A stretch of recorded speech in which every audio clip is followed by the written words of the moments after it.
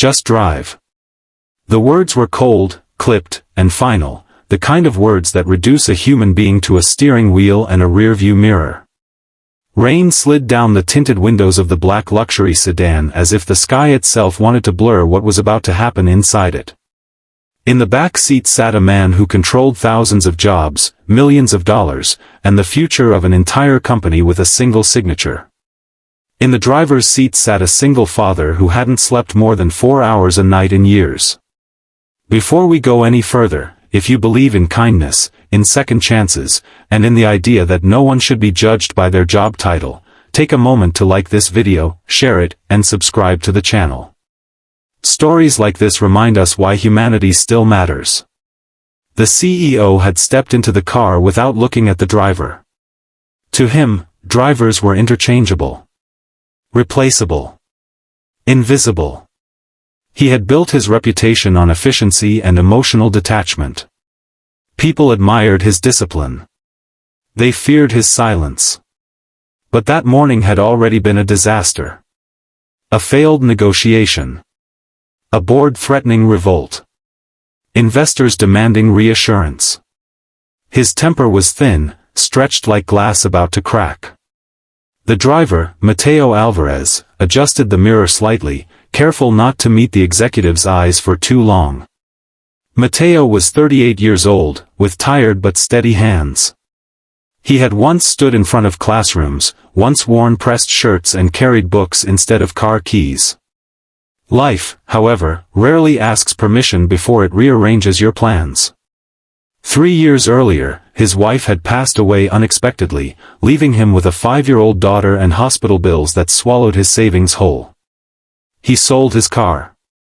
He sold his watch. He sold the small language tutoring center they had opened together with so much hope. Pride became a luxury he could not afford. Driving became survival. The CEO was reviewing documents on his tablet when his phone buzzed sharply. He answered in irritation, speaking rapidly in English to someone on the other end about a last-minute international contract. His voice was precise, commanding, until it wasn't. There was a pause. Then another. His jaw tightened. The investor on the other line had switched to Mandarin, clearly frustrated, perhaps assuming the CEO wouldn't follow. The executive understood enough to realize he was being insulted, but not enough to respond fluently. The silence grew heavy. In the driver's seat, Mateo heard every word. Language had always been his gift. Spanish from his childhood in Argentina. English from years of study. Portuguese from neighbors. French from university. Mandarin from long nights fueled by ambition. Arabic from a scholarship program. German, Italian, and Japanese from relentless curiosity. 9 languages. 9 bridges across cultures. 9 tools he once believed would shape a global career. Now they mostly filled the silence between traffic lights. The CEO struggled to respond, his confidence slipping in subtle but noticeable cracks. The investor's tone sharpened. The deal, worth hundreds of millions, hung in fragile balance.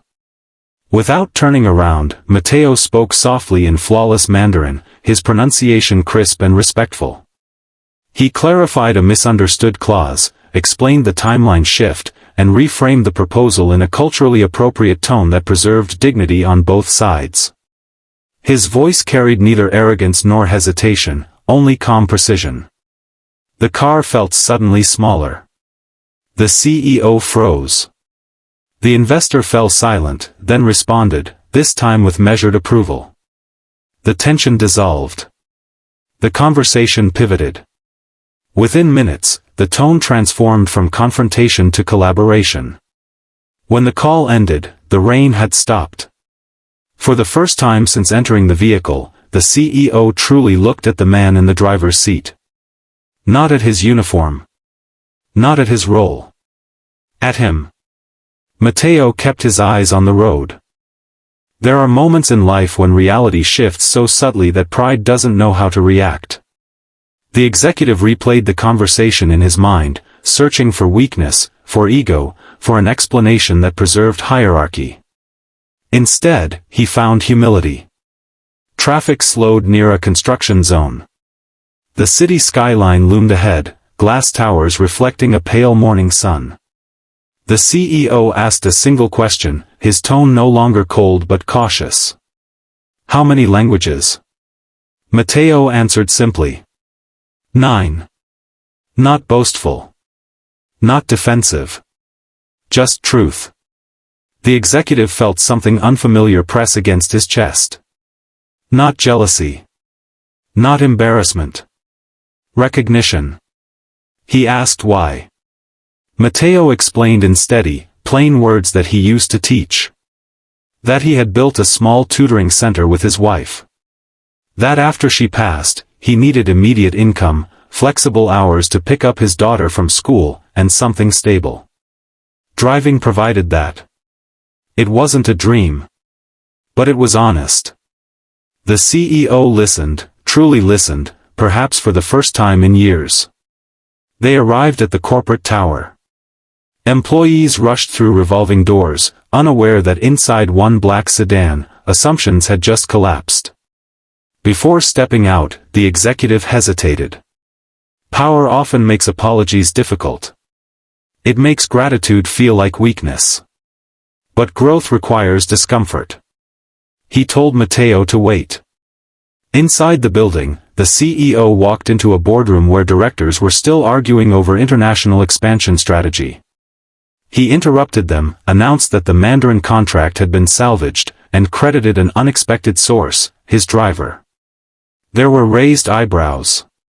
Confused glances. Skepticism. He instructed HR to bring Matteo upstairs. Matteo had never stepped beyond the lobby. His shoes suddenly felt heavier as he entered the executive floor. Walls of glass overlooked the city he navigated daily but never from this height. The CEO asked him, in front of everyone, to repeat what he had explained in the car, but this time in 3 different languages relevant to upcoming markets. Matteo did. Flawlessly. Silence filled the room again, but this silence was different. It wasn't dismissive. It was stunned. Opportunity often disguises itself as interruption. Within a week, Matteo was offered a position as a cultural liaison and international communications consultant. Flexible hours. A salary that erased debt. Health insurance that secured his daughter's future. A role built not from charity, but from competence. He didn't accept immediately. That night, he sat at his small kitchen table helping his daughter with homework. She asked why he looked thoughtful. He told her sometimes life gives you a second door when you think all doors are closed. She smiled and said she liked doors. He accepted the offer the next morning, not because it restored pride, but because it allowed him to show his daughter that sacrifice is not the end of the story. Months later, the company's international division thrived. Contracts expanded across continents. The CEO's reputation grew not only for discipline, but for recognizing talent where others saw titles. And every morning, before entering the building through the front doors instead of the parking garage, Matteo still remembered the rain on that windshield. The cold words.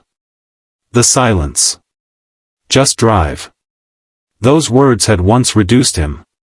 Now they reminded him how far he had traveled.